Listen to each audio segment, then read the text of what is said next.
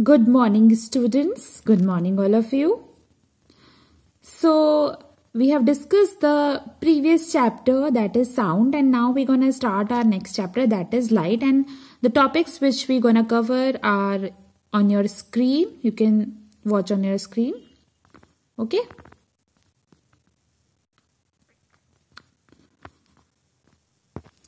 So, the topics are introduction, laws of reflection, image formation by plane mirrors, regular reflection, diffuse reflection, and then multiple images, kaleidoscope, sunlight, human eye, and braille system for visually challenged people. Light. So we are going to talk about something very, very important for us, and I was saying like that it is extremely interesting also. That is what enables us to see things around us.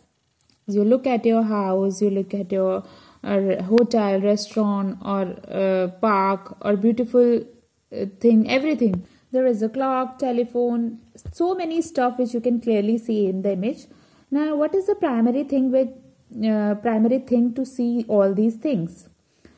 Many of you might say that our eyes helps us to see. Okay, you have an eye to see everything, but if your eyes is your eyes are the only thing which are able to see on the only things. So if you switch off all the light in your room, will you be able to see all those things with your eyes? No. When you switch on the light, you are again able to see everything. So light enables us to see. It is because of light there are so many phenomena which has to be there. Reflection of light, refraction of light, dispersion of light. So we will talk about all of them gradually one by one. But right now here in this lesson, how exactly which phenomena of light directly help us to see all these objects, and that is where we are going to talk about reflection. So light is going to be very basic and very important as well as interesting. Now you look at so many other objects. You look at the beautiful scenery, mountains, rivers, ocean, trees, so many things. You can able to see all those things due to the presence of light only. You are able to read or write. It is also because of eye.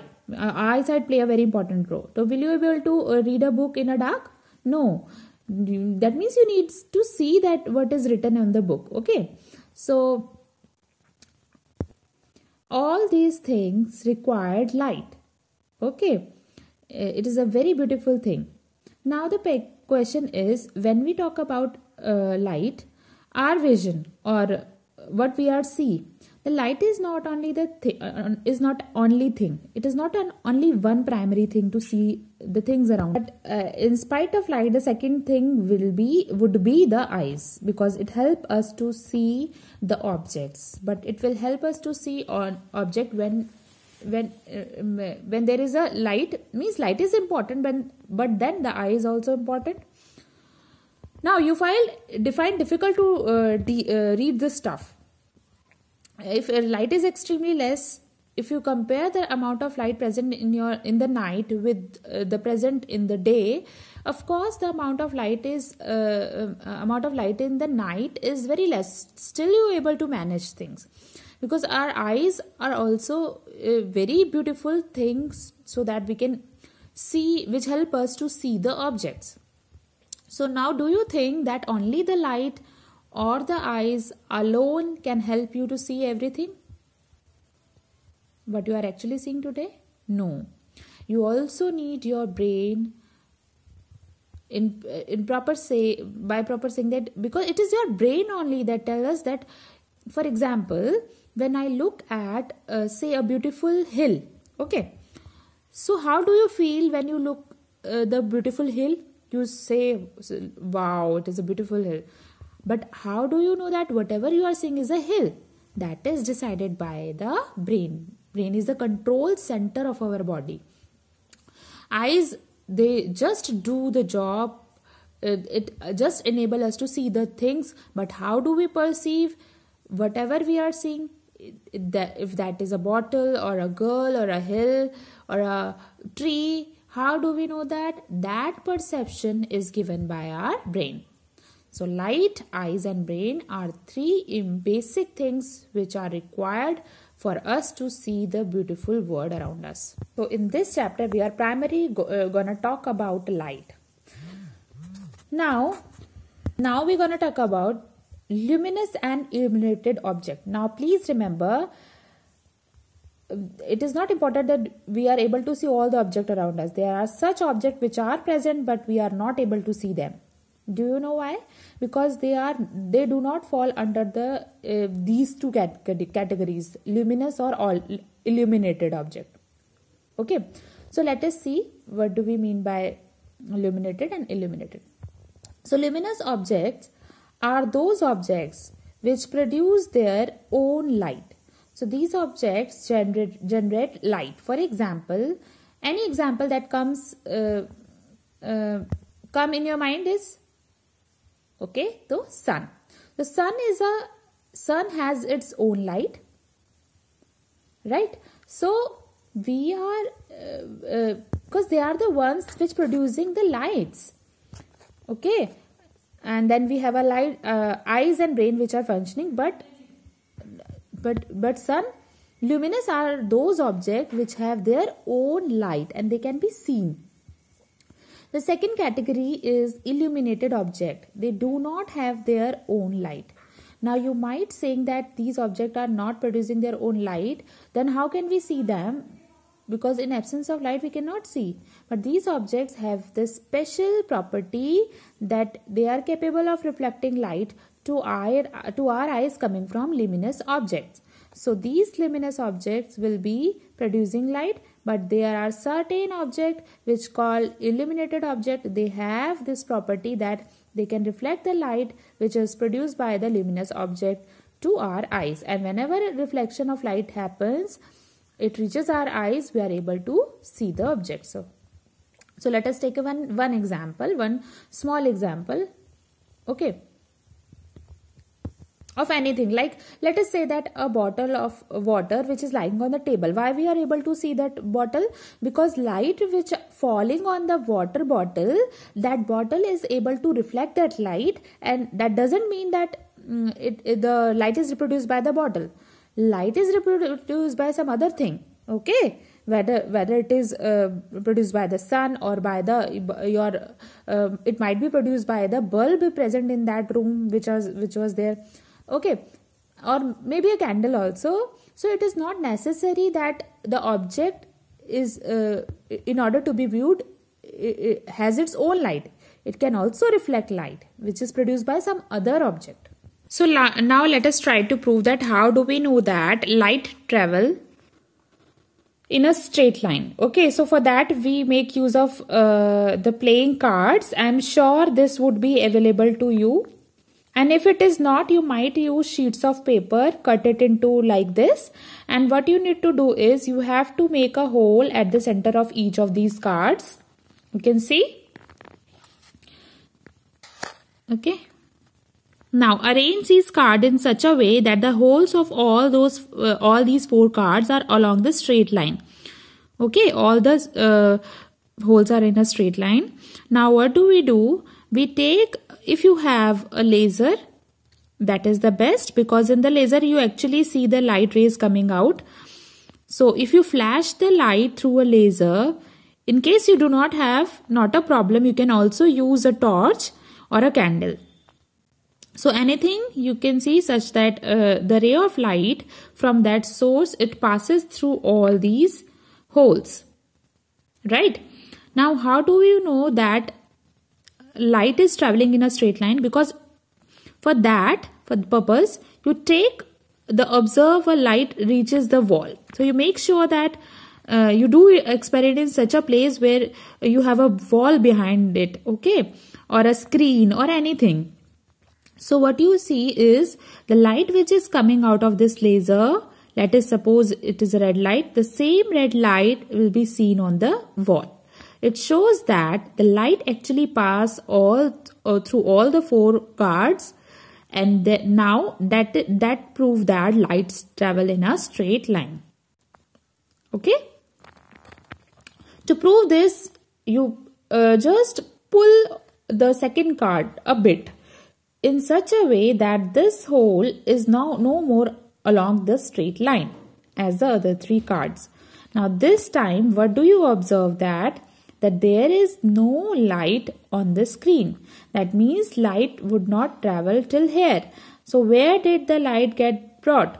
The light get blocked at the second card itself, because light came through this hole, it came here, but then the card is not allowing the light to pass through it. So the light get blocked and it could not go to the third and the fourth.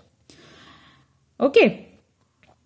So because light been traveling along a straight line, if light travel to a curved path, then it would have go down and then up. Okay, it could have travel like this, but since light doesn't travel in a curved line, so therefore it could not reach the wall, right? So this proves that the light always travel in a straight path. In fact, you would observe the rays coming from the sun in the morning through your window. If you just open, just do not keep the entire window open. Just try to observe with a small hole. You will be able to observe that it is a straight path. The light follows the straight path. So whenever light is actually coming, it is also like a bunch of ray of size. When I talk about single path of light, then it is a ray. When we talk about the too many rays, then we called is a beam of light. Now we are coming to the first and the basic topic of light, that is reflection of light. So it is due to this reflection of light that you are able to see yourself in the mirror. Because in the mirror you see the different objects or image. You are able to see the image, all the things around us. For all of this, reflection of light is responsible. So let us try to understand what it is. So reflection of light is a bouncing back of a ray of light when it strikes a boundary between different media through which it cannot pass. What does it mean? It means that light will always come from a source. So any object which is luminous, which is capable of producing light. So how will the light come? It in the form of ray. Okay. When it falling on some other object or a boundary or some other surface through which it cannot go further. Okay. So in that case, what happened? It bounces back from its surface, and then that bouncing back is known as reflection. So just now in the previous example, you saw the example of playing card. As long as the hole is provided, the light pass, but when it blocked, it bounces back. Okay, look at some of the example where reflection of light take place. Have you ever seen, if you have ever been near the lake or a pond, you would have seen that the images of nearby object are formed in a water. So how do you have this? So see here the hills. You see yourself in the mirror also.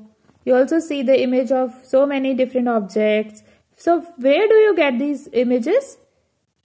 You are able to see all the objects. So how is that happening? It is happening due to bouncing back of the ray of light. So let us assuming we go through some terminologies which we are going to use in this reflection of light. First is our incident ray. Okay. So the first thing we should know is incident ray. What do we mean by incident ray? You know, a ray of light. Now, a ray of light that is strike the boundary of a surface, that ray which is coming from the source of light. I mean, it is not only necessary that it is coming from the source of light. It can either come from the illuminous object also. Okay, it can also come from some other object which is acting as a source of light. Okay, correct. So from wherever the ray of light is coming, then it is called an incident ray. Okay, So let us suppose this is a mirror. So mirror is nothing but a surface, because mirror is a boundary which separating the two media. This side is air and this side is glass. So mirror is acting as a boundary. So the line which fall, the red line which is falling, it is called an incident ray, and the ray of light which sent back by the surface after reflection. Okay, so mirror doesn't allow to go further, so it bounces back. So the ray which is bouncing back, that is called a reflected ray. So it is the ray which is sent back by the surface after reflection for a given incident ray. That means for every incident ray, there may be a corresponding reflected ray. And the third one is normal. What is normal? It is a perpendicular to the surface at a point of incidence. What is point of incidence? This point is known as point of incidence. Okay? Where the incident rays strike the surface, it is called point of incidence. And normal ray is a perpendicular ray which is perpendicular to the surface. Okay, this is the point of incidence, right? So this is the imaginary line. Normal does not exist. Even if you are try to understand or see the reflection, practically you do not able to see the normal, because it is an imaginary line. So why are we imagining such a line? Because then we will able to tell the direction of inclination and the reflection ray. Okay, so we will get to know of this in higher classes. Right now,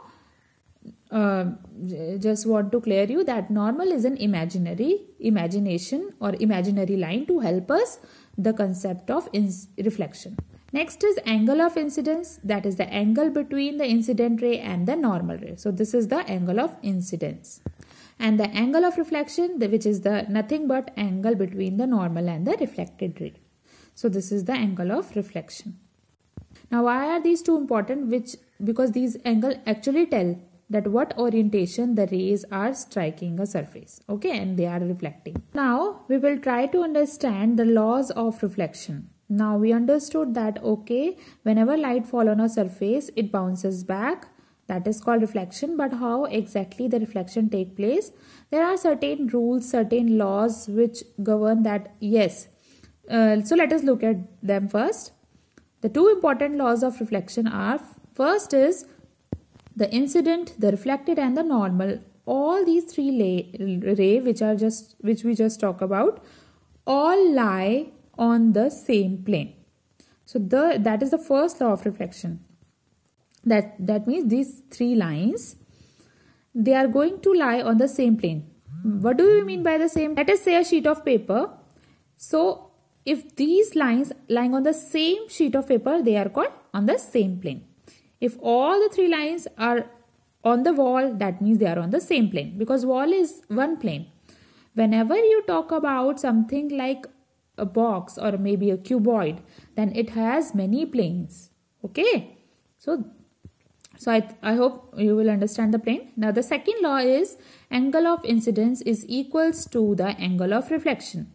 That is this angle incidence and this one is angle of reflection. So as per this, angle of incidence is equals to angle R. Okay. So these are going to be most important concept of reflection. Because based on this, we will be able to understand how reflection of light is taking place from different surfaces.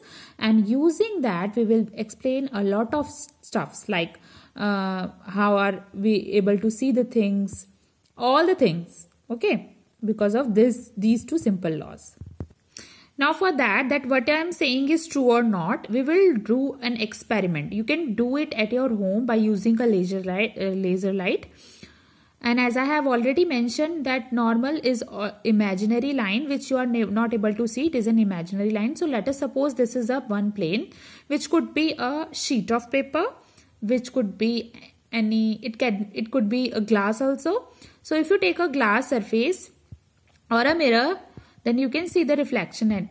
Okay, you take a mirror and you put this focus light and you will see reflection is taking place. So this is the incident ray and this is a reflected ray.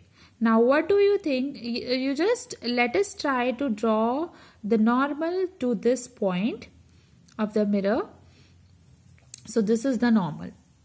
Now this, using your protector or a compass which you have, try to measure this angle. This is the angle of incidence, this is the angle of reflection. So on making both, now let us try to do one thing, but let's change the orientation of the incident ray. So basically you are trying to change the angle of incidence. Now since you just changed the way the light was falling from the laser, now what happened? Your new angle of incidence is this. Let us call it as a I dash. Now initially angle I was equals to angle R. Now as soon as you change the orientation, you could easily see that the reflected ray going out. So let it call as a R dash. So here you will find that again I dash is equals to R dash.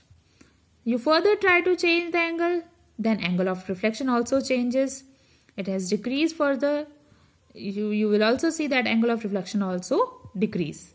That means I double dash is equals to R double dash. Sorry, angle R double dash. So I just change the angle of incidence, the angle of reflection also changes. And in all the cases, both the angles remains equal. Okay, angle of incidence equal to angle of reflection. So this is how we have proved law of reflection.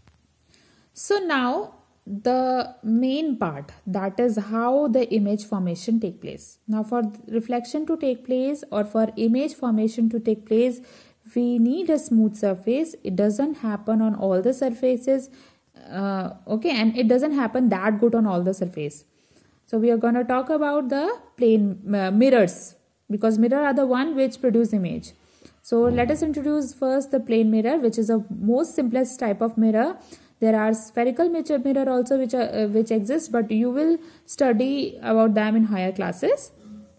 So plane mirror is a mirror with a flat reflective surface. So the name itself is plane. Plane means flat. It is neither curved, it is nor concave, neither convex. It is just a flat reflective surface. So reflective surface, the surface is so smooth that reflection can take place on this surface. That is why it is called a reflective surface. Example of a plane mirror is the normal mirror which we use in our house on our dressing table, where we can see ourselves.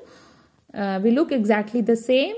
If you ever visited some museum or amusement park, which you have seen the mirror there, where you appear to be smaller than the way you are.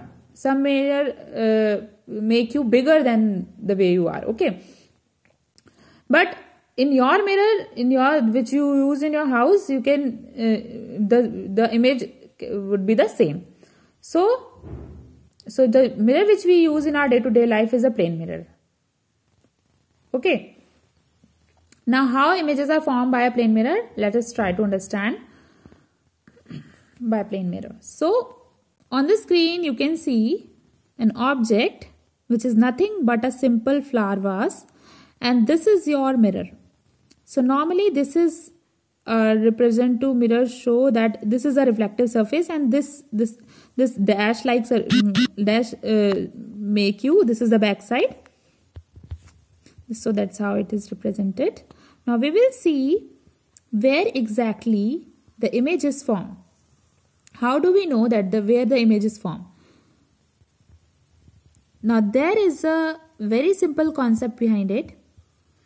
Once the object is there, first of all, in order in which what is happening, what is there? Light. The presence of light is must. When light is there, what will happen? This particular object, for example, this is a flower vase. So flower vase obviously doesn't produce its own light, but it can reflect the light which is produced by somebody else, maybe sunlight or the light of a bulb. So now this vase will the rays coming from this vase will fall on the mirror, correct? So these rays are what? These are the incident ray, because it is not a single ray which is falling on the mirror. A bunch of rays will be falling on the mirror from the object, and once it strikes the mirror, each of these rays will reflect. These are the reflected rays. Right, so rays originating from object actually meet at another point after reflection. So if you see here, all these rays, they all originated from one point, that is from an object. After reflection, they all scattered like this. But if you actually try to draw them behind the mirror, then you see that there is a point where all of these rays meet. So this point where the reflected rays meet, that point is the image of the object. So that is why the image is formed here. So in simple words, the point where the bunch of reflected rays meet is the location of that image. Now there can be two types of images which can be formed. Now one image is where the rays actually meet. So the reflected rays actually meet. But in this case, you do see the reflected rays actually meeting. We actually drew this dotted line to make it more virtually, but actually it is not meeting because this side is behind the mirror. So behind the mirror is something which is virtual, which is not real for us. So for us, real means this side of the mirror. That is where we located our object. So if you look at this, these reflected rays don't seem to be meet. So that means the reflected rays are not meeting. So in that case, the type of image is called real image. Otherwise, if the rays appear to meet, they are called virtual image. So in this case, this is a virtual image or a real image? Yes, this is a virtual image because here the rays are not actually meeting, but they appear to meet. So if you try to make it dotted line, then it feels like they are meeting at this point. So this kind of image is called virtual. So this is the basic concept behind the image formation by a plane mirror. Plane mirror most of the time form a virtual image, but the concave and convex, they form mostly real images. But the plane mirror cannot form the real image. Okay. So now how is our image formed in the mirror? See, here all the red color images, bunch of incident rays in red color, and when it reflected, the reflected rays is given in the green color. So let me try to draw the normal. So that give you a better idea. This is the mirror. This red one is the incident ray, green one is the reflected ray, and this is the normal. So this is going to be the angle of incidence. Now we know that angle of incidence is equals to angle of reflection. So that reflected ray will be in this direction. In the similar, same things for all the rays. So this is how the reflected ray will be after reflection. So now do you think that reflected rays meet anywhere in reality?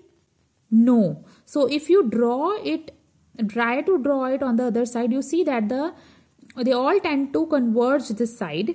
So the image is formed here. So this is how you see that, and any object behind the image is formed on another side of the mirror, so that the distance of the object from the mirror and the distance of the image is exactly the equal. So this is distance is d, and it is also d. So the image form exactly similar to the object, same size, and at the same distance from the mirror as on the object is from the mirror, right?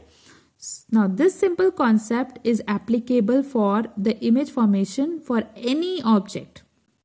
So here if you consider, here also you see that each part of the body is nothing but a point object. So that is how the images form on the other side.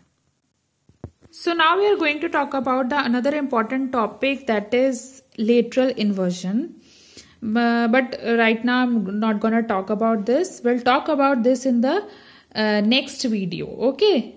If you have any doubts, students, you can ask your queries in your Zoom meeting or as well as in your class group also. Okay.